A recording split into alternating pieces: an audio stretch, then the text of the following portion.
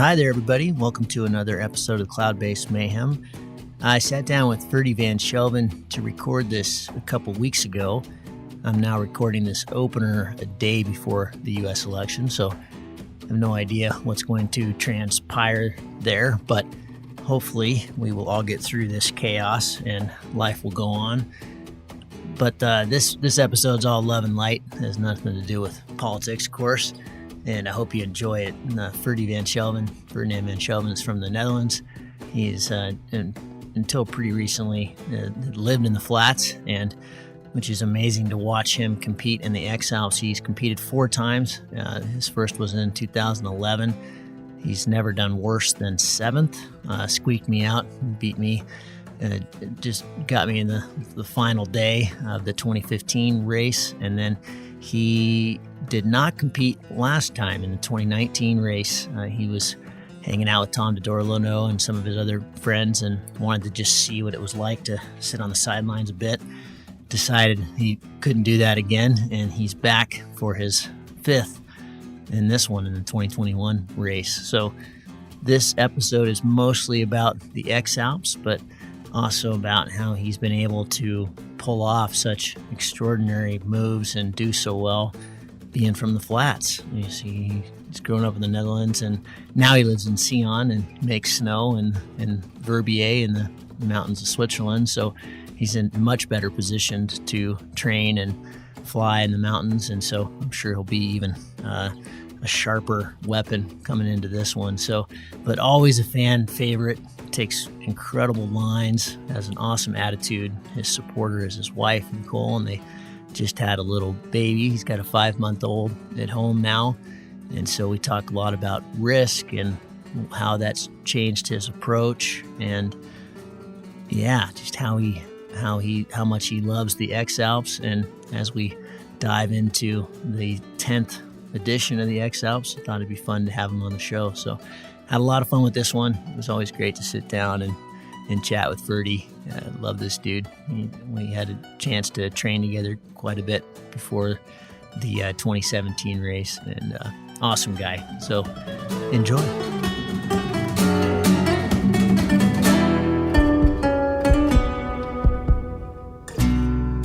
Ferdy, so cool to have you on the show, man. I appreciate your patience in putting this all together. And I didn't know that you lived in Sion now. You're a Swiss resident. What's it like being in the Valais? Yeah, it's changed. It changed a lot compared to Belgium, where I used to live before. It's great to be in the mountains and be able to train and fly and do all the things that you can do in the mountains. And it's a big change, and I like it. I understand you're working on the snow gun. So your snowmaking, was that something you learned in Switzerland, or is it something you brought over from Belgium, Netherlands, and that area? Yeah, of course, it's not really into Belgium stands to try to make snow and everything, but they make ice rinks, I guess. Yeah. Well, there are a few like tiny ski slopes, but when I was a kid, I was really fascinated by snow, and so when I was younger, I was trying to make all these snow guns in my garden and try to make snow in the garden. And then, around, I don't know, when I was 18 or something, I went to France and worked there one season in a skiing area. And I really liked it, but then I had to work. Well, I didn't have to, but my family had a business in Belgium, and some people left, and then they didn't need me, but I felt like I was needed. And then I decided to move back to Belgium and then work for them a few years. And then when I came back to Switzerland, I thought, maybe it's a nice job. You're always outside. And I thought, why not try this? And so now I'm, the chef for the guy who runs the snow cannon. So the manager. The manager, yeah. So it's nice. In 3 years' time, it's pretty cool. Yeah. I know that historically you've been at the sport of paragliding and flying for 25 years or something. Is that right? You've been at this thing. You've been at it a long time. But Yeah, right, you got into this when you were really young, right? yeah. When I was around 10, I think 10 or 12. Yeah. Uh, My father was started to paragliding because he always dreamed of it, and then they had this outdoor sports company, and then they did like beginner courses for paragliding just to get a sense of what paragliding was. And then I always said, "Can I go with?" And yeah, and then I would, just fly on the flat part, and then my father would hold me that I wouldn't fly off too far, and then when I was 12 or so, I think I really started flying from in the Alps, and then back in Belgium from some small hills and everything. Yeah. yeah. How did you get the mountain experience that you brought into your first X-Alps into 2011? Were you at that point, were you a pretty experienced mountain pilot, or were you just kind of winging it? Yeah, it's really weird actually. When you live in the mountains now, you think like, how the hell did I, how the hell did I do it? Because like all these crazy winds you get, like foehn and everything, you don't. Well, you've heard about it when you live in Belgium, but you don't really, understand how it works and everything. And when you live here, like people are actually always talking about, is there north foehn or south foehn, and they're always busy with this. And then when I used to go to the Alps, I would just look on like some standard weather forecast, and then look if there was any wind or something, and then it looks fine, and then I was just off flying. And usually it worked pretty well. I mean, sometimes you make these crazy ideas about this foehn wind and everything, and then of course at a certain point it can be quite tricky and dangerous. But I remember once during one X-Alps, there was quite a lot of north foehn, but I flew like 50 k's. It was a bit turbulent, but I was on the lee side of the mountain, and then coming out of the valley towards Lake Como, I think it was. All of a sudden, like this wind coming down from St. Moritz hit this valley, and then all of a sudden I was turning more to the right, crossing the valley, and all of a sudden I was flying backwards, and I thought, what's going on here? And then I was looking down, and I saw the cornfields like going. They were almost flat, because there was so much wind down at the bottom. Jeez. Like, oh shit. So then I turned around and flew back a little bit from the valley I was coming from, because I thought, there it was fine, so it should be fine. And then at the end I landed flying a bit backwards, but it was still manageable. And then some local pilots from Italy, they came and they said, "Oh, you crazy? Why are you flying with these conditions? There is 80 kilometers an hour wind in this valley." And but it was just because I didn't know actually. But I still flew 50k, so and I landed Yeah, that's a quite safe. win in the X-Alps. That's a good day. Yeah, no, of course. And then it was funny because Thomas, he was flying also from Belgium. He didn't really knew either, but he was flying on the other side, like on the north side. And actually that day we flew quite a bit, and then a bit later on we found each other again, and we gained quite a few places that day, because like all the other guys didn't fly because it was foehn and you were not supposed to fly, but actually it was fine. So sometimes it can help you, and sometimes it's nice also not to know everything and just feel or look at the sky and do whatever you think is good or something like this, I think. Yeah, and this is definitely some of the things I really want to talk to you about, probably just a little bit later, because you seem to have a really good feel for following your instincts. Maybe I don't know if you'd frame it as kind of flow, kind of entering flow channel, but you clearly have a real gift for flying, but for this race as well. Your first race was 2011. You've competed 4 times. This will be your 5th. you've been top 7 in every race. You snuck me in the 2015 race, which I'll never forgive you for. you put a good move on me that second to last day, and I was actually I don't know if you and I ever talked about that, but it was, I was sitting under this chairlift, basically contemplating that I'd just nearly died and I'd gotten stuck in really bad valley winds and didn't really recognize that I was in the lee. And I just, the last report I'd gotten was that you and Nick were grounded and you were way behind me and I didn't really have to worry about you. And then my team didn't have internet in that whole VARS area and whatever that other town south of there is.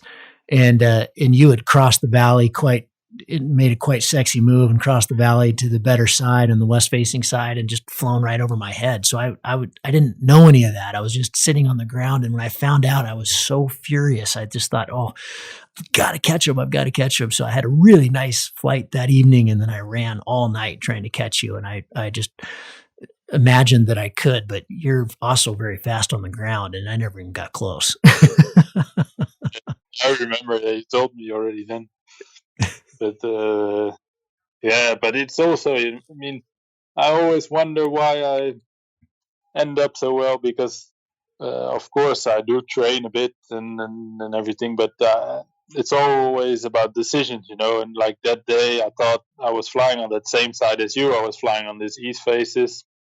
And then all of a sudden I thought, and there is this wind coming from Briançon, and then there is these sailplanes flying on these west faces there, and then I thought at a certain stage, and it was, I don't know, around 1:00 or something, then at a certain stage I should cross to the west faces, and also because of this valley wind. And then when I crossed to the west face, it was like super windy also at this side.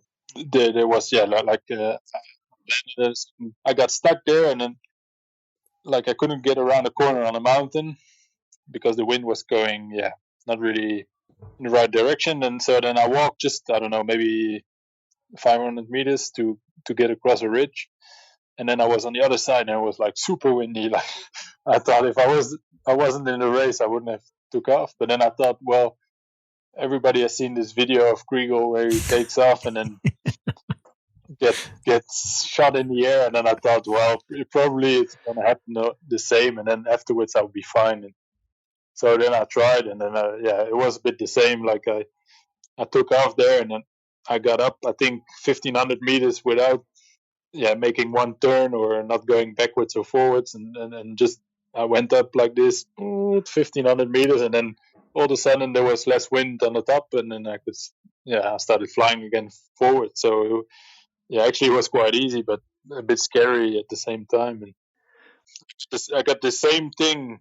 So first you have this valley coming from Briançon, and then afterwards there's this other valley from the Ubaye River. And there I got exactly the same thing. Like I was flying, I was super high. I don't know what the ceiling was that day, but I think 4,000 meters or something. And then I got in the lee side of this mountain in front of me. I was full bar pushing, and I think I only had 1K to go, and I had I don't know, maybe 1,000 meters above this mountain, and then I just went down minus 10 meters a second until I just flew over this top, but maybe 200-300 meters above it. I thought if I don't make it, I end up in one of those crazy valleys in the back there, and I really didn't want to, so I was really pushing, and then I hit the wind in front of the mountain again, and then the same thing. I went up again 1,500 meters straight up, and then afterwards it was fine again, and then I was flying towards Col de Vars and everything, and there was a bit better. But it was a crazy flight. And then I remember at the end, like having all this wind, there was this valley going towards the sea, and then I thought there's probably going to be as much wind as this valley, so I don't want to land at the bottom. The Isola Valley, that is in training. That night when I landed chasing you, it was very mellow, but holy cow, in training down there, I had some days that were terrifying. That canyon just funnels all that wind off the Mediterranean. It's just really windy. That's what I thought, yeah. But then like my supporters were way in the back because we flew so much that day. So I couldn't ask them if there was any wind in the valley. So I landed like really stupid in one of those side valleys instead of landing on top of a mountain or something. But I thought, okay, well, I'm pretty close to the end now, and I'll just land somewhere in the side valley, and then I'll walk all night, and then I'll be in Monaco tomorrow. But when I walked back towards the main valley, there was like zero wind, and I could have flown maybe 20 k's further. I don't know, like if I would have flown straight, but then I just landed in one of those side valleys just to prevent myself. I was already been so scared by all this wind in these valleys. So then I was just hiking, and then there were you following me all night, and it was pretty funny. And then I remember like falling asleep while walking towards the beginning of the day, like when the light just came up. I was really falling asleep while walking, and then Nicole was my wife was telling me, I don't know how you do it. I'm falling asleep all the time, and you can just keep walking. That at some point that night, about 5 o'clock in the morning, I came up to you on the side of the road and I started talking to you. I was completely hallucinating. You were still 12K ahead of me or something, but I was completely asleep. I was walking just like the dead. It was like I was a dead person, and I kind of opened my eyes, or maybe they were open. I don't, but you were sitting on this bridge, and I walked up and I was like, Ferdy, do you want to come in? And I just, you didn't exist. I was completely hallucinating at that point. I was out of my mind. Actually, I saw you, and then I told you, just get some rest, man. And then I get 12 days in front again. I actually had a really proper kind of breakdown. The next day, we got some beta from a friend in Australia that said, hey, somebody has flown this little hill, and maybe you were nearly in pay at that point, but maybe you could climb up this and squeak it in there. And I was so wrecked, and we climbed, and it was like 100 degrees that day, and it was torture. I hate Monaco. And I climbed up this thing, and it was like 3 hours it wasn't a very big climb, but I was just smoked at that point, and my feet were mangled.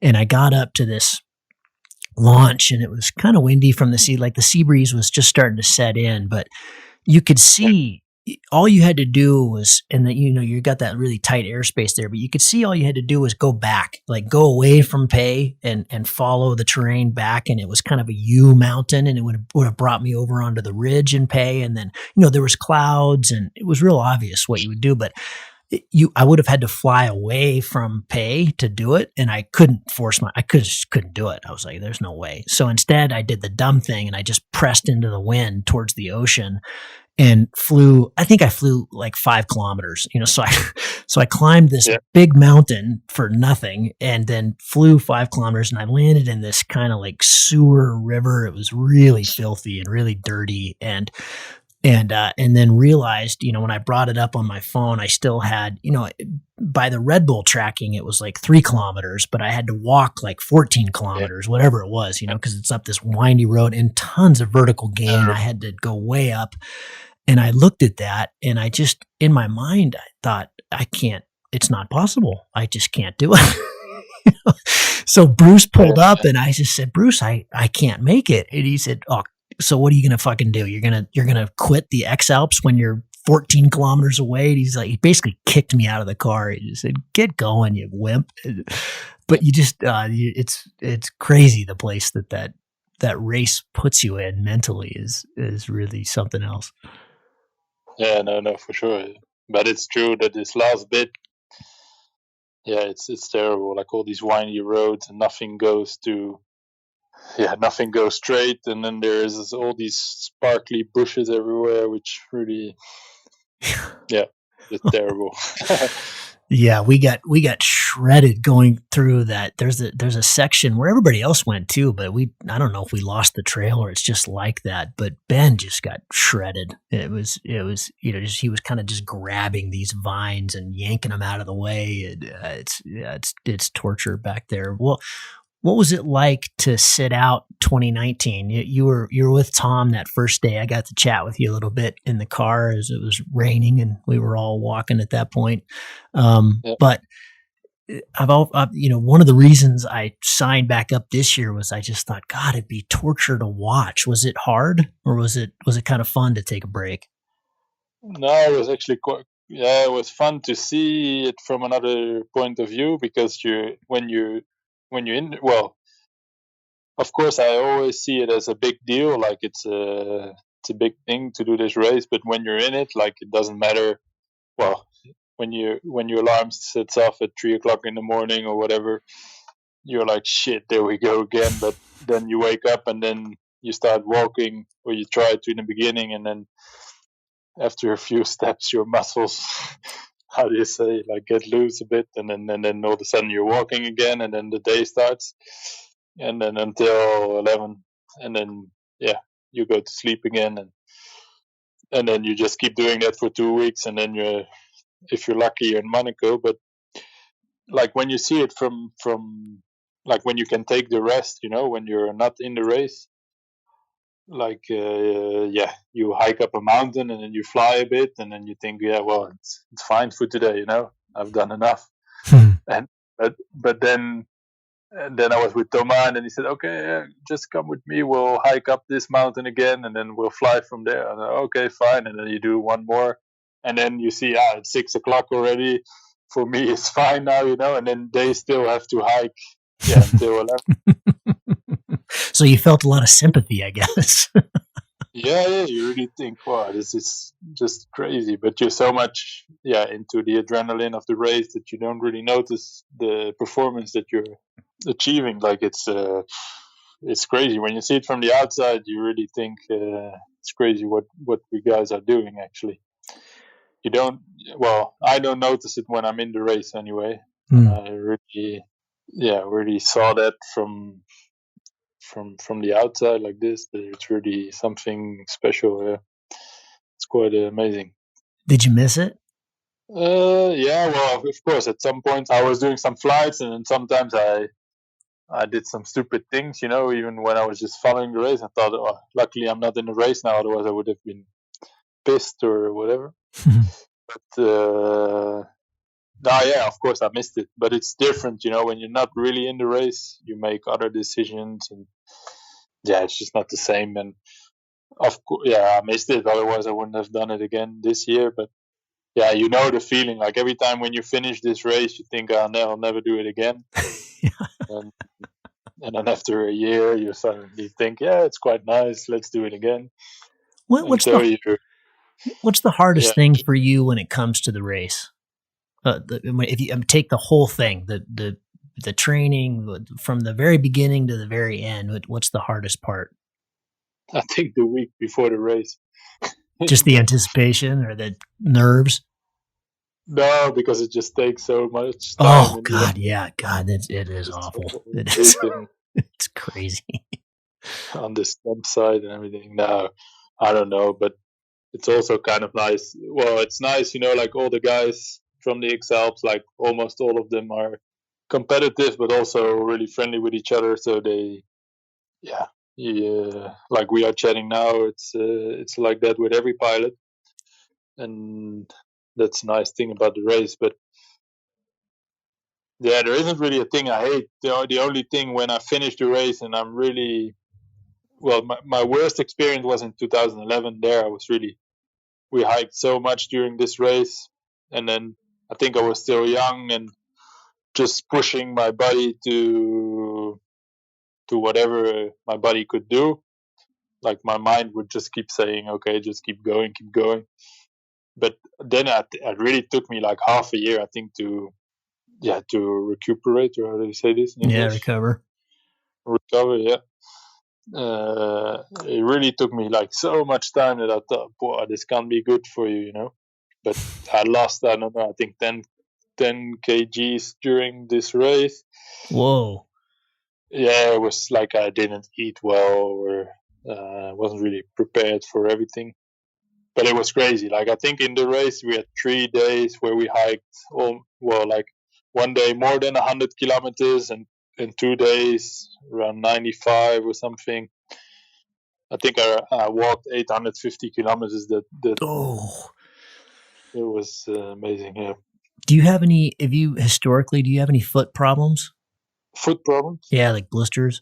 No, not really. No. Like the last race I did in 2017, because it was so hot in Italy. Yeah, there I got some problems. I got like tibia. I don't know how you call it. Shin splints. Yeah, like I was really infected, and then one of my Achilles was also really bad at the end. Ouch. But yeah, I think it was just because of the heat. But yeah, mainly I'm doing fine with that. Only like during winter when I start ski touring, then I always get some blisters on my heels. Once they are gone again, then I'm fine. But no, usually I'm quite okay with the blisters. Yeah. How has your approach changed between 2011 and then going into the 2021 race? I mean, obviously you've got all the experience, but do you have different goals now than you did? And what were the goals? Yes, I remember in 2011, my goal was to finish in the top 10 and to reach, my goal. I don't know if it was a goal. Like, I hoped that somehow it was possible, because I was really thinking that I wasn't up, for this thing, or I would try, but I didn't really know, what to expect or anything. And then so I remember I studied the course until Chamonix. Like, I thought if I reached Chamonix, I would already be really happy. And then I remembered, like, it was 2 days before the end of the race, I was in Chamonix. And then I thought, shit, I haven't looked at the maps any further than this. And then I really didn't know where to go. So, yeah, then I was kind of asking to John Chambers, where are we going now? And he said, yeah, we'll go up here. So, I just thought if I reached Chamonix, I would be pretty cool.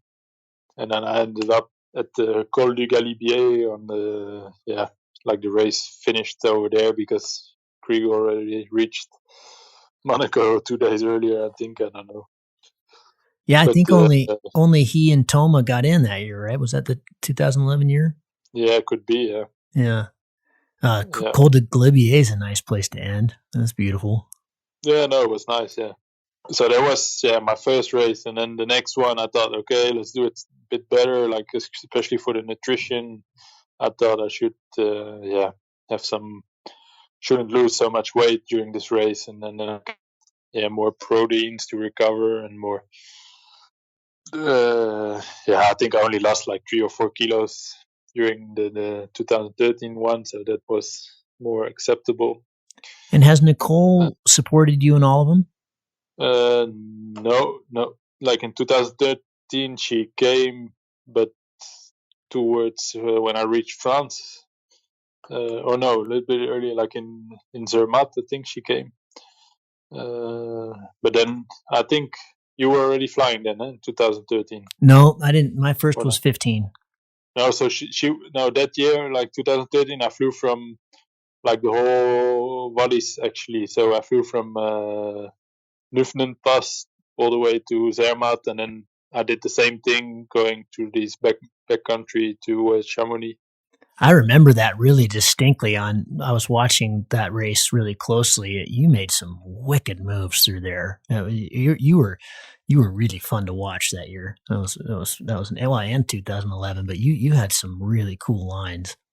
Yeah, well, that was like a bit of luck as well. I reached the Zermatt, and then I saw the cloud base was really high, and then I saw Manuel Nubel. I think, I don't know if it was that year or the year later, but he was catching up on me, and then no, I think it wasn't that year. I think because his first year was my first year too. It was 2015. Yeah. So that was the next time, but so the first time was with Aaron Durugati, I think, and then like we both kind of saw there would be the best way to go, and then so we picked that line, and it was really nice because you at the end it's way shorter than the other one.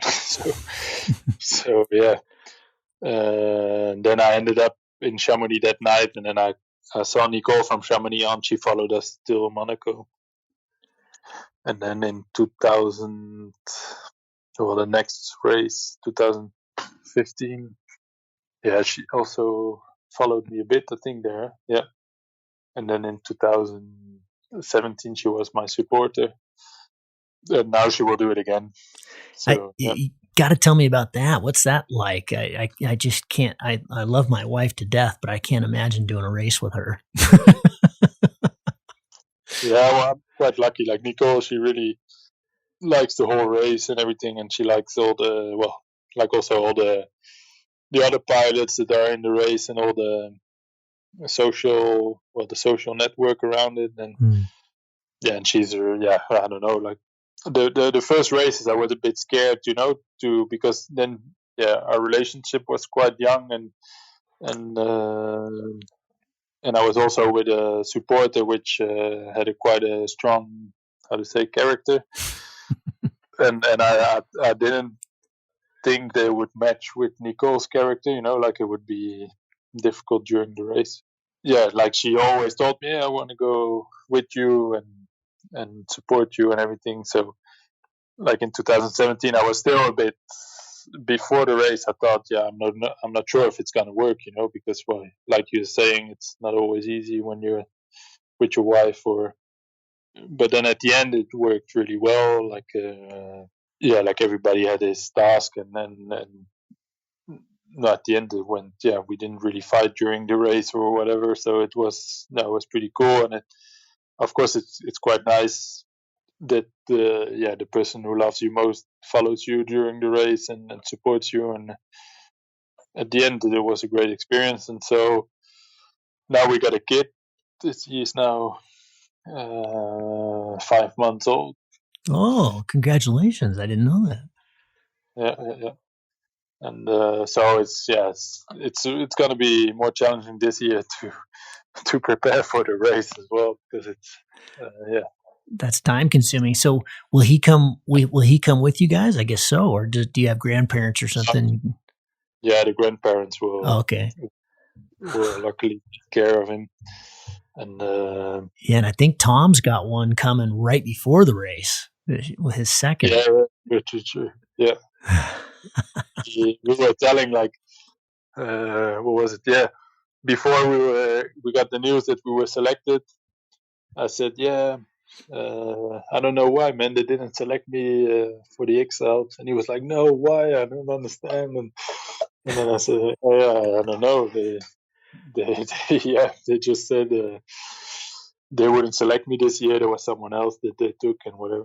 And he was like, I'm really sorry about you. It's really weird that they did that. And then at the end I said, no, it's a joke, Yeah, there's no way you're not getting that. You've been incredibly consistent and fun to watch. You're a big crowd favorite. I wanted to ask you about 2017 because you've been top 7 every time. It's not like in a way you had a breakthrough, but it seemed from the outside I didn't have a very good race in 2017. I had made a really bad move early on that really cost me, but it seemed like you kind of had a breakthrough in 2017. You just had a really solid race all the way through, even at the end. I mean, again, it was one of those hard weather races and only 2 people got in, but you were right there. And you had some wicked competition, some very fast people on the ground. Those kind of the end was a lot of walking and running. The weather was brutal, but I don't know. I think like I don't mind. I don't mind walking really. Like in the I don't know. Like sometimes it's a bit weird, but I always say to my supporters, try to convince me to fly, because just sometimes I think, well, I'm just hiking now, and then I'm just cruising along, and and I'm going forward. I don't take any risks. At the end of the day, I can do that for 80 kilometers, and then I've done 80 kilometers, but I don't mind the walking part. So if it gets difficult, then I don't really care. What I do mind is flying into really shitty conditions. So when I get dust around and whatever, like flying in the lee all the time, and I can manage that for a while, but then after a while I think it's really worth it, and then I'd rather be safe than sorry, if you know what I mean. So yeah, it's not really an answer to your question, I guess, but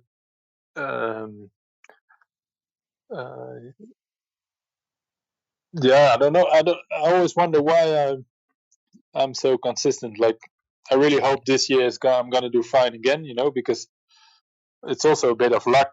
I mean, sometimes you have to be well positioned in the beginning. Don't miss any good flying days, and if you do one big mistake on a good day, especially now the level is quite high, yeah, you're like all the way in the back as soon as you make a mistake. So I don't know how I do it, but it's really I keep amazing myself. Like, I was fourth in 2017, and towards the end, like, everybody, like, all of a sudden got, like, I remember one day I was really I was going from Makugnaga. I don't know if you know. Yeah, you know where. Sure. Yeah. To what was that turn point? The other side of Zermatt, the Italian side. Yeah, the Courmayeur. Yeah. And then that day they expected, I think, west wind, I don't know, 40 kilometers an hour, and I was really thinking, no way I'm gonna fly. I don't want to die, and I don't want to risk it flying every time into the lee of these huge ridges and everything. So I thought, okay, well, I was crying actually in the beginning of the day. I was telling, how the hell am I gonna do this? It was like 4 times 1500 to 2000 meters ascension, like, and then the same going down, because it's like all these valleys you have to cross hiking. And then I thought, how the hell? Well, I can't do that. I can't do 8,000 meters or vertical climb in one day. It's impossible. And then at the end, the first ascension I had to hike, and then I could fly the first one because there wasn't any wind yet. And then the next one, it was starting to get windier, and then I hike back down and then hike back up. At the end of the day, I don't know, I did 5,000 or 6,000 meters. Big day. And I was, but I just walked, and then all the other guys, they were flying, and I thought, okay, now they're all gonna disappear, And but at the end, like, Manuel Nubo, he was really tired and he got sick and stayed somewhere on the mountain, and I don't know what happened there, but they made some mistakes or whatever, I don't know. And then I catched up with the other guys in front, and then some guys flew into the airspace because it was quite complicated there. So all of a sudden, like, 2 or 3 guys kind of disappeared in front of me, and then the one day before the last day, I decided to try to fly, because I thought, I don't want to hike in this 40 degrees flats there in Italy. So, and then it was flying quite well, and then I still did a stupid mistake, because one time I was flying in the lee, or like in the east face, in the afternoon, and it was going up, but not so much. So at the end I landed, and then I lost, I think, 2 hours hiking over this mountain. And if I just waited a bit more, I think I could have made it. It's just a bit more, or how do you say, a bit more. I was just tired, So at the end I thought, okay, just land and then hike back up. But otherwise, I think I could have reached Paul Guschelbauer, or be at the same level. I had one more mountain to cross, and then I would be at this level, and then it would have been funny because then it would have been another race again against him. But then I flew back out in the flats, and then I hit this airspace, and then I start to walk from there, and then I was just a few k's in front of Simon Oberauner. And then I called him, the last day. I said, okay, Simon, I don't know, I was 10 k's behind me, I think. What shall we do? I can wait for you, and then we just drink a beer here, and then we call it a day, and then we finish the race like that. And for me, it's fine, And then he said, yeah. He didn't really answer me. Like he said, I don't know.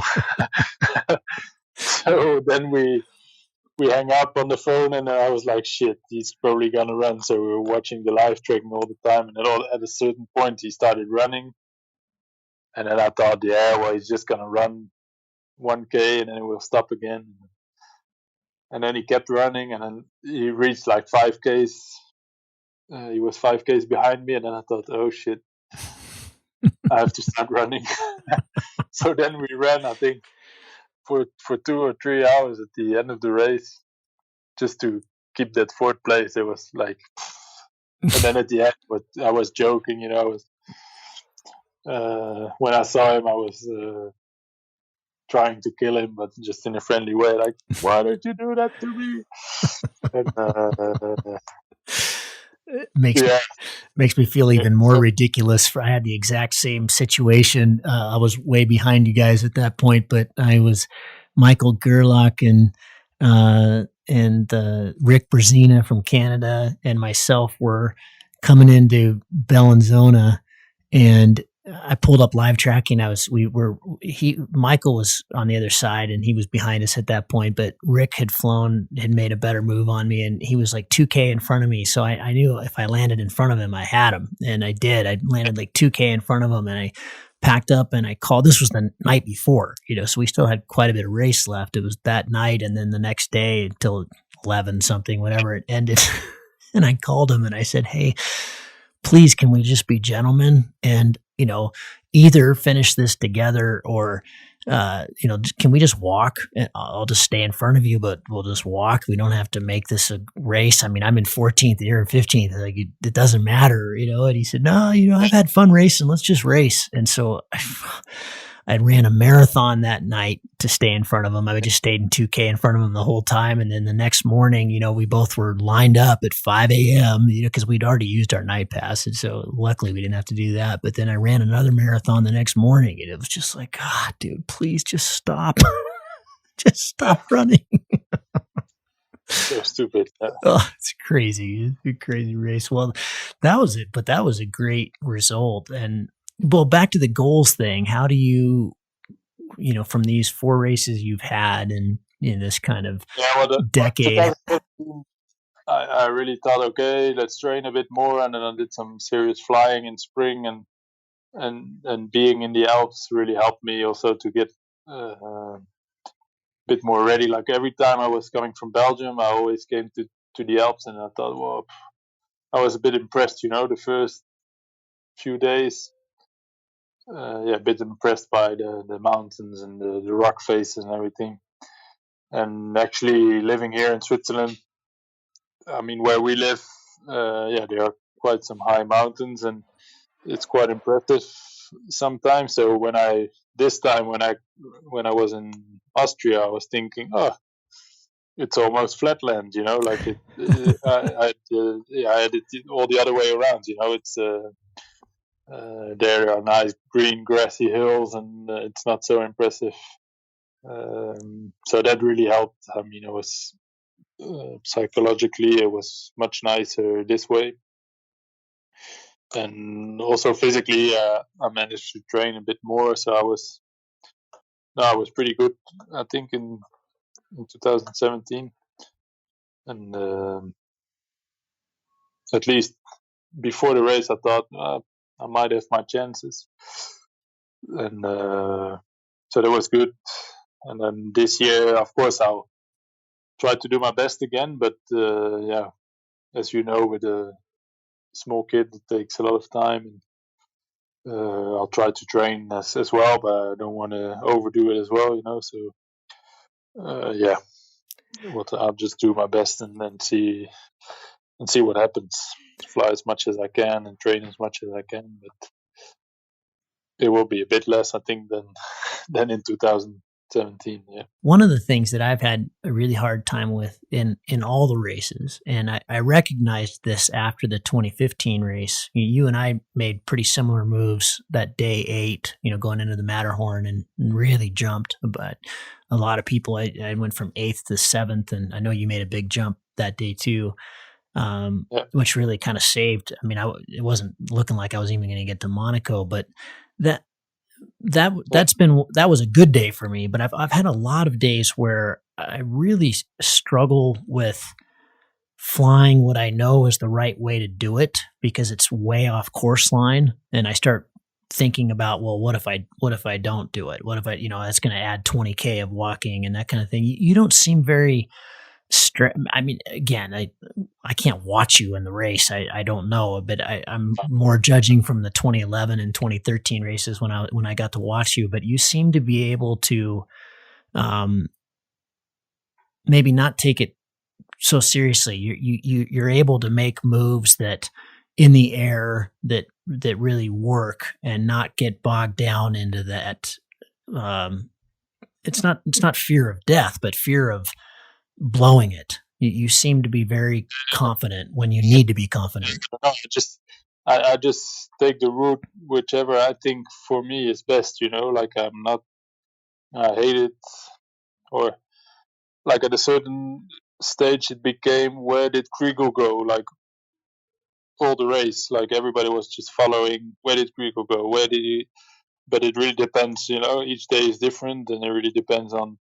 Like when I'm in the air, I'm just looking, this ridge looks better now because there is more sun, or it looks a bit, I don't know, like I'm just judging whatever looks best, and then I'm not really thinking about what if, because I just think this is the best option for me, or whatever. It's my judgment that I think on that day is best, and then I'll just stick to looking forward and try to get to the next ridge and to this next mountain, whatever, and keep going forward. And that's actually what I really like about the X-Alps, is that I did some other hike and fly races, which are really quick, and then you have to go to one point and then hike and then do this and then go to another point, and then maybe you can get some more points if you land in between somewhere, and it gets all really complicated sometimes.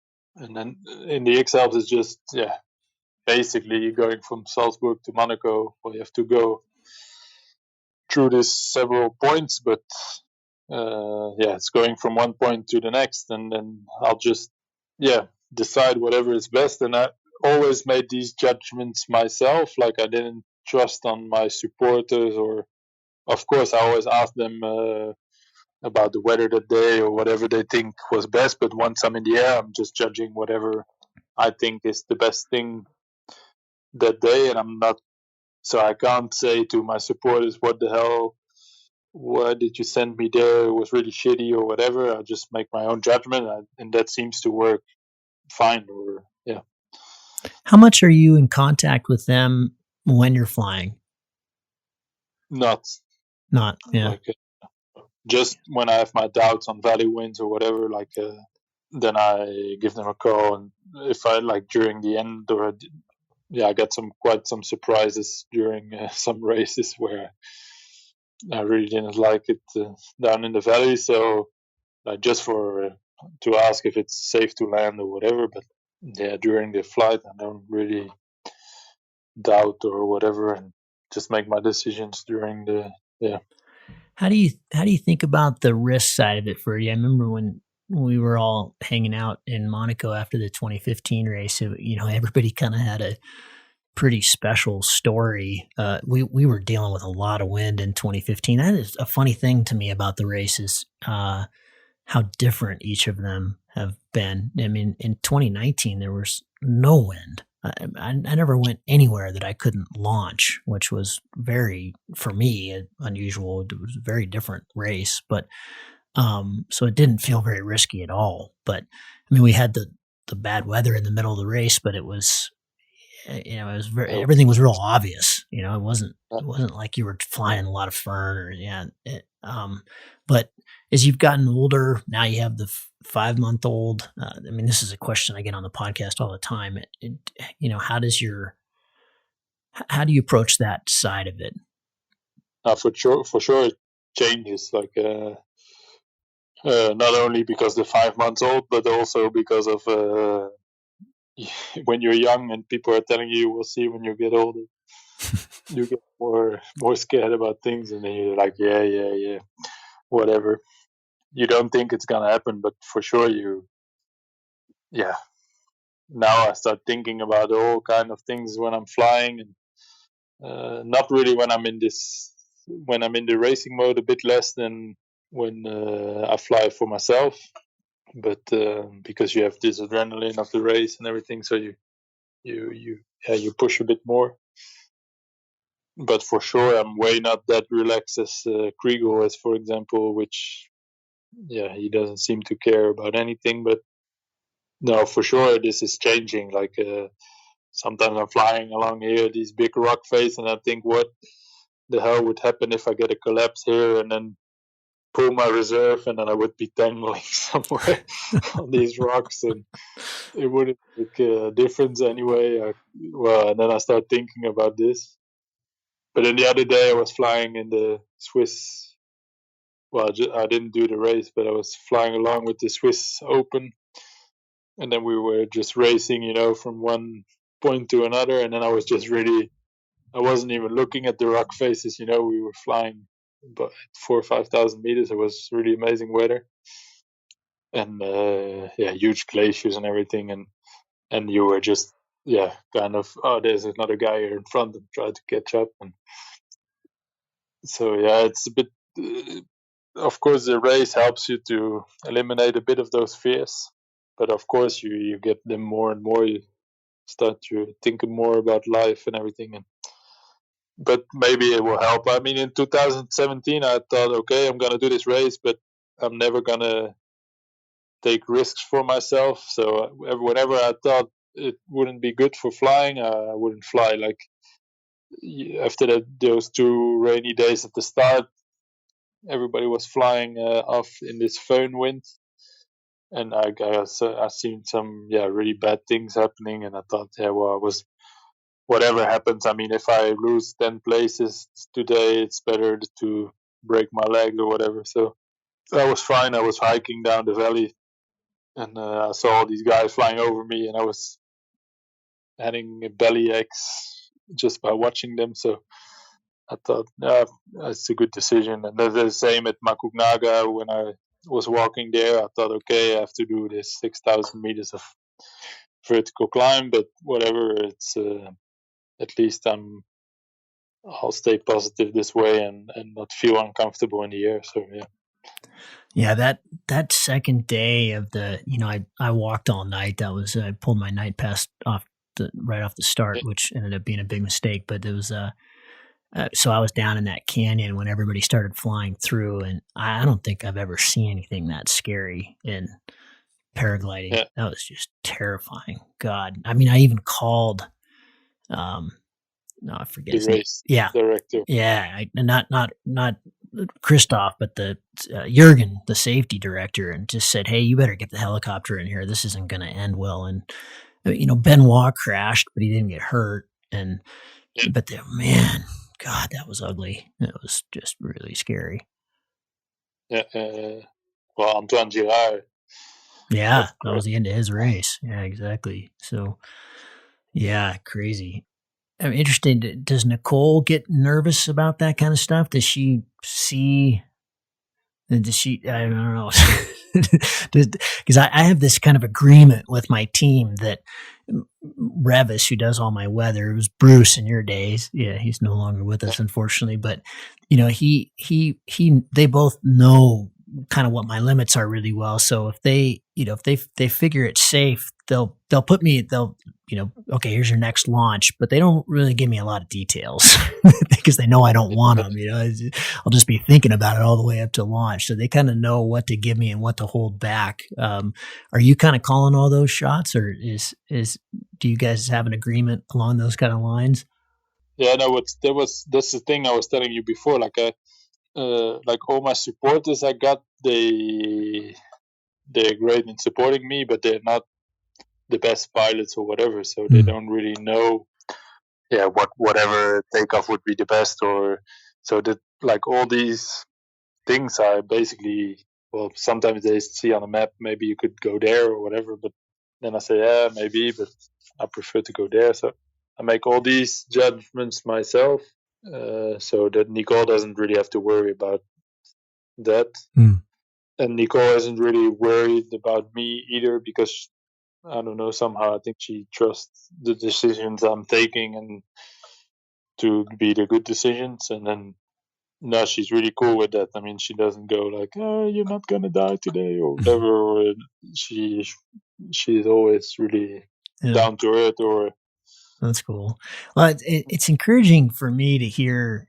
I think I've got about 12 years on you. I'll be 49 in this next. I'm 48 now, but it's good for me to hear that, because you've been flying longer than I have, and that you have all those same reserve. What if I collapse? Because I get a lot of that, and more and more. I used to be much more able to handle risk, and thought I was more invincible, of course, than I do now. But it is strange what the race does to your mind. As I've often felt, I usually try to go over and do a little bit of training before, and pretty much every year there's been some days that are just really pretty sketchy flying, and they scare me to death, as they should. They're not really recreational flying days, but if I had that same day in the race, it wouldn't be scary at all. It's weird. You get in this strange, and I also don't think they're actually even that risky either, because you're just really dialed in. And I've had this theory lately that I wonder if our brains can only really handle so much psychological trauma, and I think flying is often pretty traumatic. And but if you can get your mind to that next level, it really is just an attitude, isn't it? It's just a different approach that, for me at least, the 3 races I've been in, you get in that, your brain goes to that point at the start of the race, and it kind of stays there for 12 days. It just kind of stays locked in, where you kind of have it. No, for sure, yeah. Like I always, the difference in 2017 towards the other races, like the other race, I always felt like the last 3 or 4 days I would really be into my element, or in the zone. I wouldn't be scared anymore, or I just felt comfortable flying like a good pilot would do.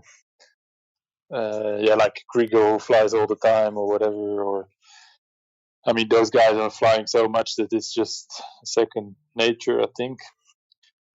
And but I had this in 2017. I flew quite a lot in spring, and then I was really already the first days of the race. I was already, and then I wasn't scared, or I just felt okay, let's fly, and I wasn't worrying at all about any dangers or whatever. So yeah, that makes quite a big difference, I think, to be mentally strong.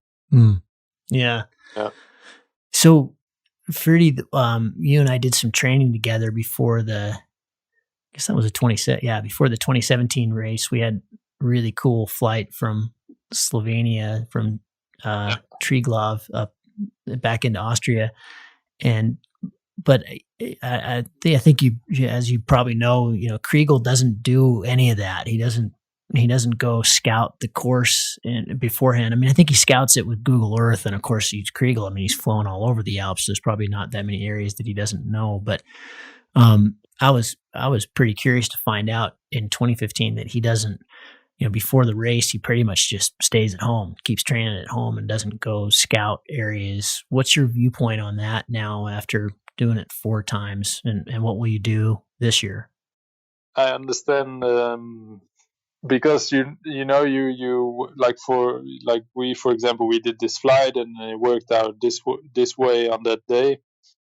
But if you're there on another day with a bit different weather, you might take that same decision because you thought, oh, that worked, but it might not be the best decision for that day.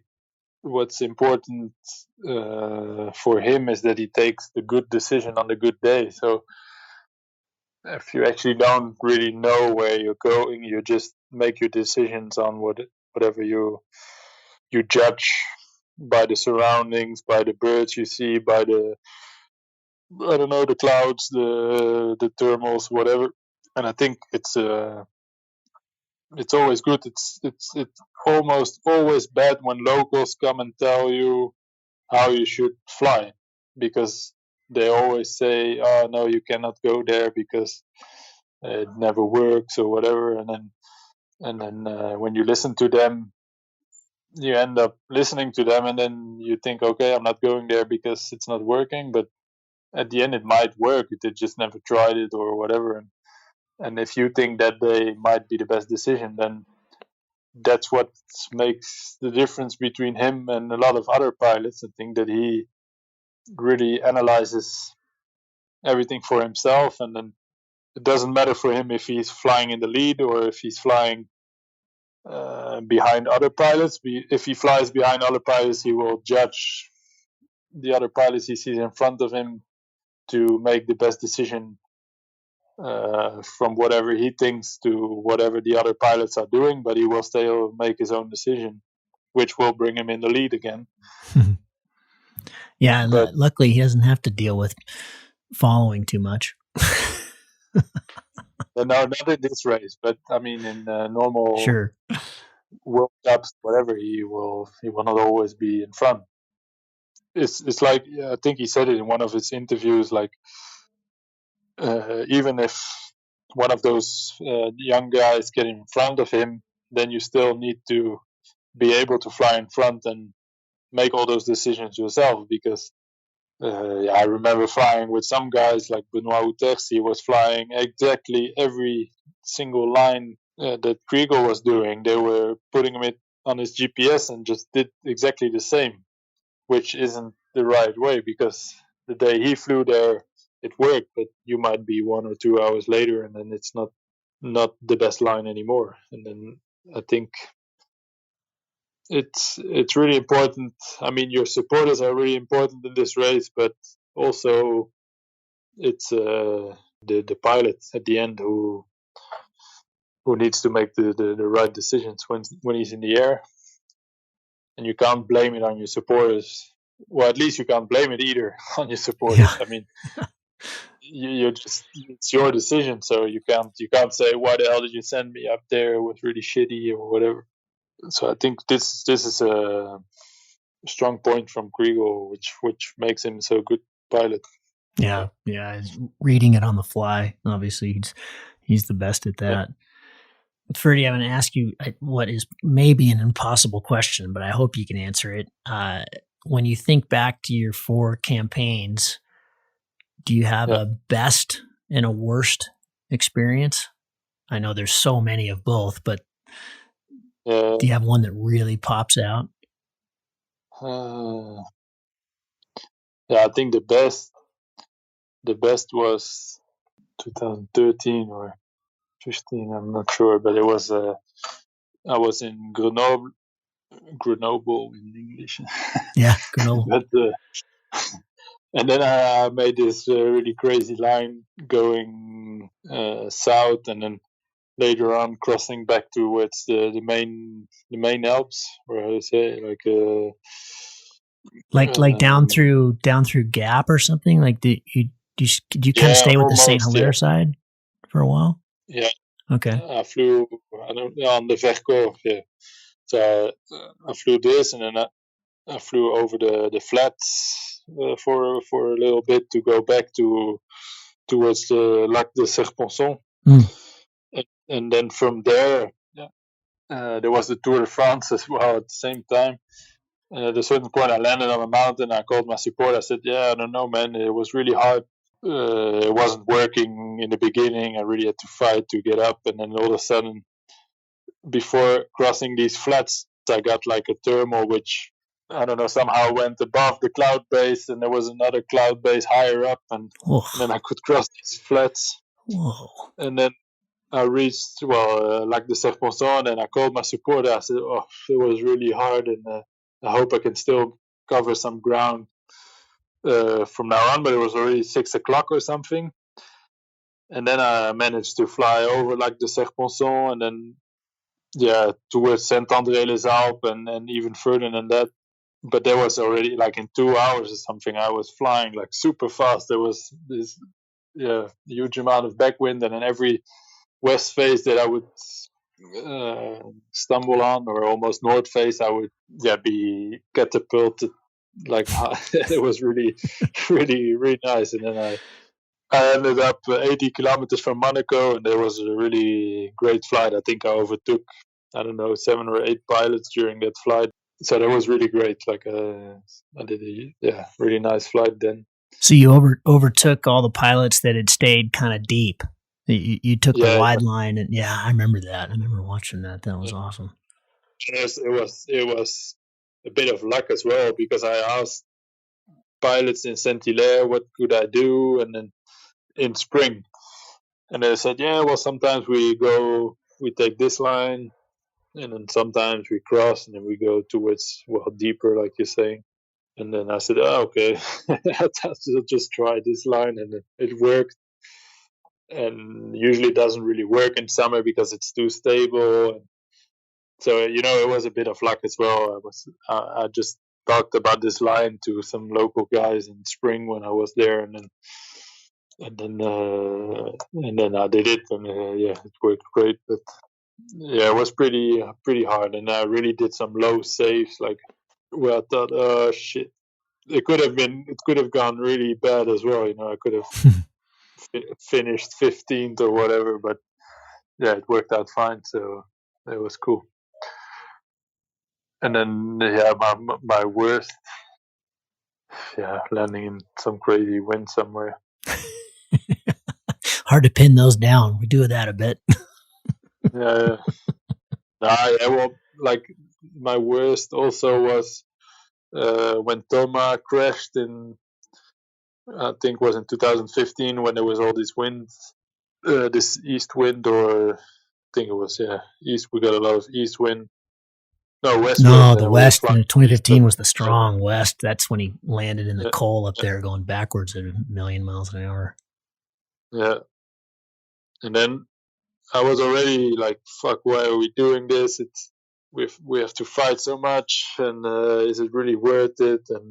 And then we took off from this place with Thomas, and I was looking backwards, where's Thomas? I couldn't see him, and I thought, probably my eyes aren't open. I don't know. I couldn't find him anymore, and then I thought, probably something happened. He should be there, and then I landed on the top of a mountain. I called my supporter. I said, "What is happening with Thomas?" Because he was just behind me, and I couldn't. And then he already crashed, and I was on top of this mountain, thinking, crying as well, like, "Why the hell are we doing this?" I thought he was dead, because we took off from a small ledge. Like, we had 10 meters of grass, and then there was this big rock face going down. And then, I thought if he did something wrong on this takeoff, I don't know what could have happened, but then it can't be good, He maybe fell down this rock face, and it's actually what happened. So he tried to take off, and then when you really had a short moment to pull up your glider and then turn around and then kind of jump off this cliff. But he just jumped off the cliff with the glider a bit too much in the back. And then, so the glider stalled once he was in the air. He wasn't actually flying yet. And then he, stumbled down this cliff, and then luckily landed on a small ledge. So he didn't fall down all the way, but he was lucky there that he didn't hurt himself more than, I think he just had a small injury on his wrist or something, but he finished the race there. But I was really thinking, why the hell are we doing this? Yeah, I mean, in 2015, and maybe that was a different year, because in 2015 was when he pretty much got his face torn off. I mean, he had to quit the race. It was the same day that Michael Vici threw his reserve. And there was Thomas Coconnet, but I was talking about Thomas de Dole. Of course. I'm sorry. Yeah, of course. Yeah, it's you have those moments where you're like, whoa, it kind of resets. What are we doing? Next day, I had this great flight from the Newfoundland Pass all the way to Chamonix, and then I was happy again. Yeah. You have your ups and downs, just like flying. Ferdy, what a joy, man! I appreciate it, and so psyched to see your name on the list again. I knew you'd be coming back, but it was great to see your name on the list again. We got a lot of young whippersnappers that are going to be chomping at the heels, or we're going to be chomping at their heels, I guess more likely. But it looks like a really, probably the strongest field yet, and exciting to see what they give us for a course. But really excited to fly with you again and spend some time with you again and race with you again. So, but thanks for sharing your stories. It will be interesting again. Yeah. We'll see. It always is. Well, talk again soon. Good luck with your training and COVID. I mean, obviously it's not looking that good right now for coming over, even doing the race, but COVID dependent, we'll be seeing you in May or June. See you soon. Yeah. All right, bud. Talk soon. Thanks, Ferdy. Yeah. See you. Bye-bye. Stay healthy. Bye.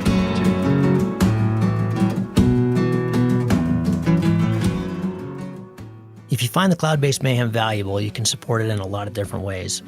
You can give us a rating on iTunes or Stitcher, or however you get your podcast. That goes a long ways and helps spread the word. You can blog about it on your own website or share it on social media. You can talk about it on the way up to launch with your pilot friends. I know a lot of interesting conversations have happened that way.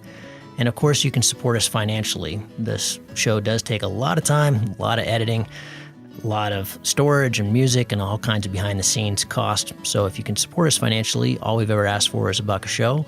And you can do that through a one-time donation through PayPal, or you can set up a subscription service that charges you for each show that comes out. We put a new show out every 2 weeks. So, for example, if you did $1 a show and every 2 weeks, it'd be about $25 a year. So way cheaper than a magazine subscription, and it makes all of this possible. I do not want to fund this show with advertising or sponsors. We get asked about that pretty frequently, but for a whole bunch of different reasons, which I've said many times on the show, I don't want to do that. I don't like having that stuff at the front of the show.